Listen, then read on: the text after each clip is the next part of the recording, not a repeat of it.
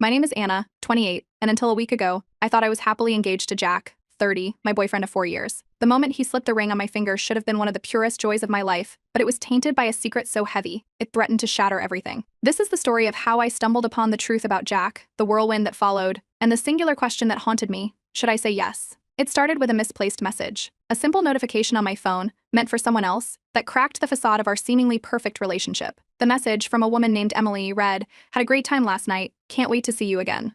At first, I thought it was a mistake. Jack wasn't with Emily last night, he was supposedly working late. But the seed of doubt was planted. When Jack came home that evening, the atmosphere was thick with my unasked questions. Finally, unable to contain the storm inside me, I confronted him. His initial reaction was denial, his face the very picture of bewilderment. But as I pushed, presenting the undeniable evidence, the walls came down, and so did his denials. Jack confessed. There had been an affair, but he insisted it was a fleeting mistake, already ended. The revelation was a gut punch, yet what came next was even more shocking. In a desperate bid to salvage our relationship, Jack proposed right then and there, swearing his undying commitment and begging for forgiveness. The proposal wasn't planned or romantic, it was reactionary, filled with a tense air of desperation. Torn and heartbroken, I found myself at a crossroads between the love I still felt for Jack and the betrayal that echoed through my every thought. I reached out to my friends, seeking counsel in my hour of need. Their reactions were a mixed bag, some urged forgiveness, others, wary of the pain I'd endured, counseled a clean break. Their conflicting advice left me more confused than comforted. In the days that followed, my emotions swung wildly. Anger, sadness, disbelief, each took their turn steering my heart. I needed clarity, a clear view of the truth I felt was still shrouded in shadows. So I decided to dig deeper, to understand the full extent of Jack's betrayal. What I uncovered was a pattern of deception that stretched back months, far longer than Jack had initially confessed. This wasn't just a one-time slip, it was a series of choices that shattered the trust I'd placed in him. Seeking professional help seemed the only way to sort through the maelstrom of feelings. Therapy provided a refuge, a place to voice the turmoil within without fear or judgment. Meanwhile, Jack, perhaps realizing the depth of his betrayal, began an earnest campaign to win back my trust. Flowers, texts, heartfelt letters detailing his regret and love. The gestures were touching but tinged with the weight of his earlier deceit. Word of our troubles inevitably reached my family. The revelation sparked a new wave of discussions, with each relative offering their perspective. Some echoed my friends' calls for separation, while others, seeing my torment, suggested giving Jack a second chance. Alone with my thoughts, I took a solo trip to the coast, a place where the roar of the ocean might drown out the chaos in my mind. There, amidst the crash of waves, I reflected on everything: my feelings for Jack, my own self-worth, and the future I once believed was certain. During this period of introspection, I turned anonymously to Reddit, seeking the wisdom of strangers. The response was overwhelming. Messages poured in, each sharing thoughts, experiences, and sometimes just pure support. It was a testament to the power of shared human experience, and it bolstered my spirits more than I could have anticipated. Returning from my trip, I knew one thing for sure: I wasn't ready to answer Jack's proposal. The journey I had embarked on was far from over, and I needed more time to listen, to understand, and most importantly, to heal. I decided to postpone my response, to live in the questions a little longer. So here I am, sharing my story with you. The road ahead is uncertain, and the pain is still fresh, but in this shared space, perhaps we can find clarity and, hopefully, a way forward together. Update 1. Since the moment Jack proposed, my life has been a carousel of emotions and revelations. I didn't rush into a decision. Instead, I asked for time to see if Jack's remorse was real, time to understand if we could ever return to what we once had. The news of Jack's affair rippled through our families like a shockwave. It reached not just our immediate relatives but extended family as well.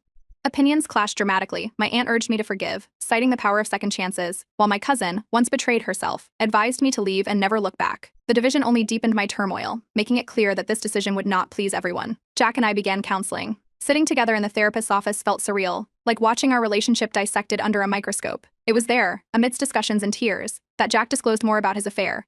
He spoke of loneliness and disconnection, a feeling like we were already miles apart before he ever strayed. Each word was a weight added to the already heavy burden of my hurt. This confession reset my healing, turning my brief moments of hope into fresh waves of betrayal. And just when I thought it couldn't get worse, I discovered a betrayal of a different kind. A close friend, someone I had confided in from the start, had known about Jack's infidelity all along and chose to stay silent. The sense of isolation that followed was stifling. It wasn't just my partner who had deceived me, but my friend circle too. Amidst personal betrayals, professional life became another battleground. My performance at work suffered, leading to a tense meeting with my supervisor who expressed concern over my recent distraction. It was a low point, a reminder of how the personal was bleeding into every aspect of my life. Social media didn't provide the escape I hoped for either. Browsing through comments and pictures, I stumbled upon hidden interactions between Jack and Emily that suggested their relationship was known and even accepted by others in our circle.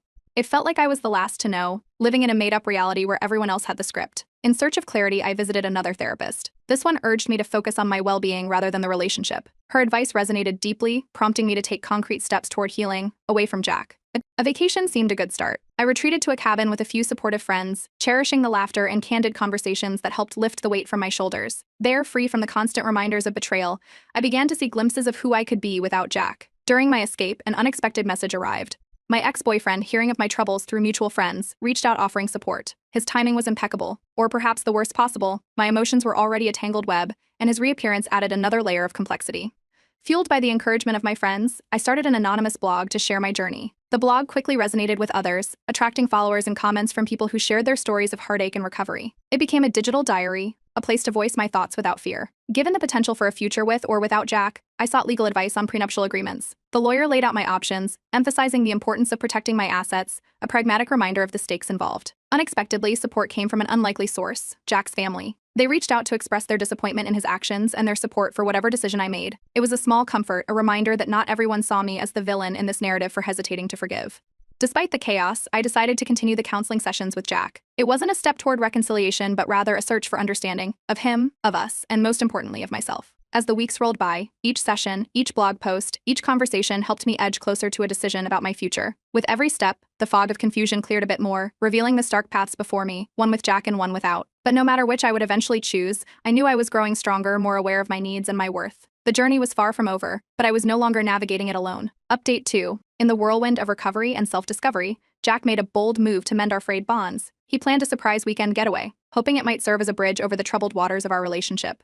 His intentions were good, but timing was everything, and his timing couldn't have been worse. Just days before our scheduled departure, I stumbled upon a discrepancy in Jack's recent tales of late nights at the office. A quick check of his story against a friend's social media post revealed the truth. He wasn't working late, he was out with colleagues, and notably, she was there too. This wasn't just a minor slip, it was a deliberate lie. I confronted Jack the evening before we were meant to leave. The conversation quickly escalated, his initial denials turned into justifications, and my disappointment into anger. By the end of the night, I canceled the trip. I couldn't spend a peaceful weekend away, pretending all was well, while new lies surfaced like cracks in our already fragile relationship. The following day brought an unexpected twist. Emily, the other woman in this painful triangle, reached out to me directly. She was remorseful, her messages filled with apologies and an offer of truth about their relationship.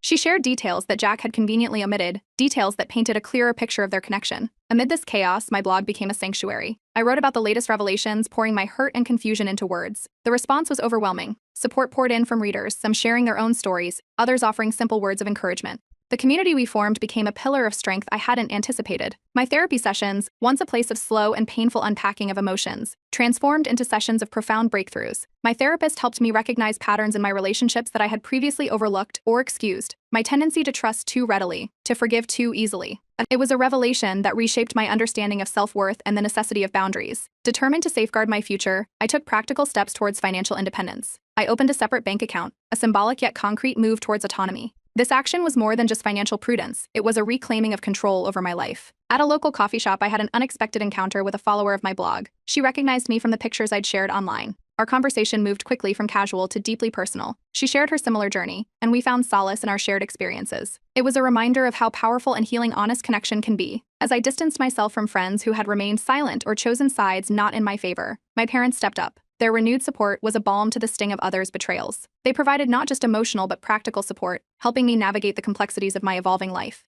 The popularity of my blog led to an unexpected opportunity. A local organization invited me to speak at an event about relationships and resilience. It was a chance to share my story beyond the digital realm, to connect with others face to face, and perhaps help someone who is silently struggling.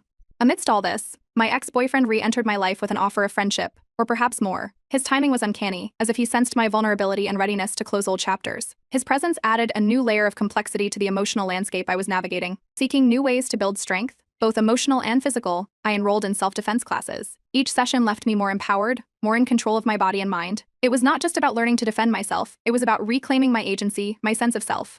As I prepared for the next steps in my journey, I resolved to be open in my next blog update. No more hiding behind vague posts or half-truths. It was time to be transparent about my decisions, my feelings, and the path I was choosing to walk, regardless of how difficult those choices might be. Each step, each decision, felt like a piece of me was being rebuilt. The journey was nowhere near complete, but with each day, each post, and each conversation, I felt a little stronger, a little more like myself. I wasn't just moving on, I was moving forward with a clearer vision of who I was and what I wanted my life to be. Update 3. In the latest twist of my ongoing journey, a deeper investigation into Jack's affair revealed a staggering truth. It was far more extensive and serious than he had initially confessed. The evidence uncovered included photos and receipts from vacations they took together, alongside plans for a future that starkly mirrored the promises he had once made to me. The depth of his deceit was not just a betrayal, it felt like a personal erasure of our past. Confronting Jack with these discoveries was one of the hardest things I've ever done. The confrontation was raw and emotional, stripped of any previous pretense of civility. Despite the pain, this moment jacked a turning point, providing a harsh but necessary clarity. I realized I was not just mourning the loss of our relationship, but also grappling with the realization of how much of myself I had compromised. Support came from unexpected quarters. My blog readers, many of whom had been silent followers, began sharing their own stories of betrayal and recovery. Their words weren't just comforting, they were a lifeline, a reminder that my situation, while painful, was not unique and that recovery was possible. Determined to safeguard my future, I sought the advice of a financial advisor. We strategized not just for immediate separation of finances but also for long-term security, ensuring that my next steps were grounded in practicality and self-preservation. Therapy sessions continued to be a place of profound personal insights. I discovered that I had often overlooked red flags in my relationships, dismissing gut feelings in favor of giving the benefit of the doubt. My therapist helped me understand the importance of trusting my instincts, a lesson I vowed to carry forward. Seeking physical as well as emotional strength, I took up running. The physical exertion was therapeutic, a way to cleanse my mind and fortify my body against the stresses that had begun to feel all-consuming. Legal considerations became a priority as I met with a lawyer to discuss the implications of my cohabitation with Jack. We explored legal protections and the necessary steps to untangle our lives in a way that safeguarded my interests. Support also came from my family, particularly my siblings. They rallied around me, offering not just emotional support but also practical help as I navigated the logistics of separating my life from Jack's. The decision to move out of our shared apartment was both liberating and daunting. I sought a new place that could be truly mine, free from the shadows of past compromises and the echo of lost promises. Community involvement became a new outlet for me. I started volunteering at a local community center, where helping others brought a new sense of purpose and connection. This engagement was not just a distraction, but a profound part of my healing process. In search of peace and self-connection, I embraced meditation and mindfulness. These practices helped me manage my anxiety and brought a calm to the storm that had become my daily existence. To further my personal and professional growth, I enrolled in an online course related to my career. It was a step towards not just recovery but also advancement, a way to rebuild and refocus my energies on my future. A purge of my social media was overdue. I removed contacts that connected me to Jack and the painful memories associated with him, cleansing my digital footprint as part of my broader efforts to move forward. Rediscovering painting, a hobby I had set aside during my relationship, became a source of joy and expression. It was as if each stroke of the brush helped repaint my identity and reclaim the parts of myself I had lost. As I planned a solo vacation, the idea felt like a celebration of my newfound independence. This trip was more than just a getaway. It was a declaration of self-reliance and a testament to the strength I had garnered through one of the most challenging periods of my life. Each step, each decision, was part of a larger tapestry of recovery and empowerment. While the path was often rocky, it was mine to walk, and with each step, I felt more in tune with the woman I was becoming. The journey was far from over, but I was no longer merely surviving, I was thriving, rebuilding a life defined by my choices, my passions, and my newfound resilience. Update 4. The day I moved into my new apartment jacked the beginning of a new chapter in my life, one filled with hope and a promise of renewal. The process of unpacking boxes wasn't just about setting up a new home, it was about laying the foundations of a future I was now eager to build on my own terms. To celebrate this significant milestone, I decided to host a small housewarming party. It was a modest gathering, just me and a few close friends in my new space. This event wasn't just about warming my new home, but also about reclaiming my independence and establishing my domain. Shortly after settling in, I embarked on the solo trip I had been planning. Traveling alone was a profound experience, filled with moments of self-discovery and freedom. It allowed me to reflect on my journey, appreciate my strength, and envision my path forward without the shadow of my past relationships. During this period of growth, I decided to welcome a new companion into my life, a pet. Adopting a dog brought a new kind of joy and comfort to my home. It was a decision that not only filled the quiet moments but also provided a loving presence that grounded me in my everyday life. With my personal life beginning to stabilize, I cautiously ventured back into the dating scene. I met new people, exploring potential connections with no pressure. This experience was about learning to trust again, but more importantly, about understanding my desires and boundaries better than I had before. Professionally, I was recognized for my dedication and resilience through challenging times. A well-deserved promotion came my way, acknowledging not just my work performance but also my ability to maintain professional standards amidst personal turmoil. This recognition was a testament to my strength and capability to handle adversity. Inspired by the support I received from my blog readers, I launched a personal blog dedicated to sharing my journey of healing and empowerment. The blog quickly attracted a following, resonating with those who appreciated its honesty and the shared experiences of overcoming adversity. Reconnecting with college friends, I rekindled relationships that had been neglected during my turbulent times. These reconnections brought back a sense of nostalgia and joy, reminding me of my roots and the enduring nature of true friendships. My parents, who had watched me navigate the stormy seas of my personal life, expressed their pride and relief at seeing me emerge stronger. Their approval and support reinforced my confidence in the choices I had made. The journey I had shared so openly led to an unexpected opportunity. I was invited to speak at a conference about overcoming personal adversity. Standing before an audience, sharing my story, I hope to inspire others facing similar challenges, illustrating that recovery and empowerment are within reach. To further support my healing, I joined a support group for individuals who had experienced similar relationship issues. This group provided a sense of community and understanding, which was crucial in overcoming the feelings of isolation that often accompany personal crises. Looking to diversify my investments and support causes I believed in, I invested in a small startup. This step was not just a financial decision, but also a move towards creating a positive impact and aligning my resources with my values. At home, I embarked on a series of improvement projects. Transforming my space into a reflection of my personality and style was both therapeutic and empowering. Each project was a step towards creating a sanctuary that fully represented my renewed sense of self. I also began attending cultural events alone, enjoying my own company and engaging with the community in ways I had previously avoided. These outings were opportunities to celebrate my independence and to connect with like-minded individuals who shared my interests. Finally, I started planning more travel, this time with friends. Looking forward to creating new memories and exploring new places, I was excited about the future and all the possibilities it held. Each of these steps, from the personal achievements to the professional recognitions, was woven into the fabric of my new life. They were reminders of how far I had come and the endless possibilities that lay ahead. As I shared these updates and plans on my blog, the feedback and support from readers underscored a powerful truth. In sharing our stories, we find strength and community. My journey was mine alone, but it was also part of a larger narrative of resilience and renewal shared by many.